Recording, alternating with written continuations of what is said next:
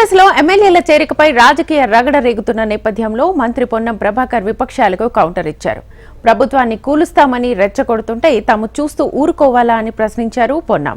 December 3 వరకు తమకు ఎమ్మెల్యేలను చేర్చుకోవాలన్న ఆలోచనే లేదని, ఆనాడే తాము తలుచుకుంటే ఇప్పటి వరకు బీఆర్ఎస్ ఖాళీ అయ్యేదని అన్నారు. బీజేపీ బీఆర్ఎస్ రెచ్చగొట్టడంతోనే ప్రభుత్వ సుస్థిరత కోసం ఎమ్మెల్యేల చేరికను ఆహ్వానిస్తున్నామని తెలిపారు.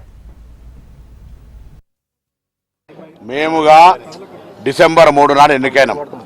ఒకవేళ డిసెంబర్ 3 నుంచే మెంగిన కౌంట్ డౌన్ స్టార్ట్ చేస్తే ఇప్పటి వరకు కుటుంబ సభ్యులు తప్ప ఇంకొకరు మిగిలేదు కాదు. కానీ మాకు అటువంటి ఆలోచన లేకుండే. పార్టీ ఫిరాయింపులను ప్రోత్సహించాలనే ఆలోచన మాకు వ్యతిరేకం.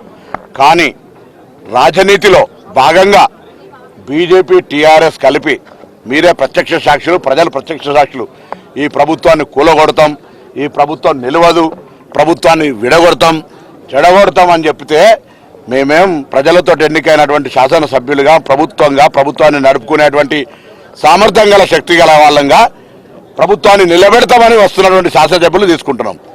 నీతి తప్పలేం, నీతి మీరు తప్పిర్రు.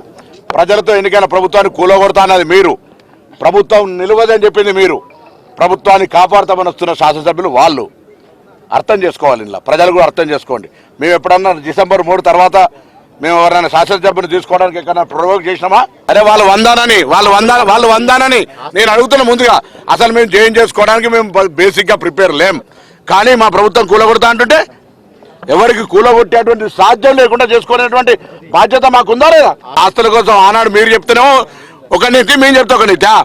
ఆనాడు మీరు రాజకీయ పునరేకీకరణ లేదా రాజకీయాల్లో ఇంకో మాట, మీరు ఒక లాంగ్వేజ్ డిక్షనరీలో మీరు ఒక చెప్పారు, మేము చెప్తా ఉన్నాం మా ప్రభుత్వాన్ని నిలబెట్టడానికి వస్తున్నామని.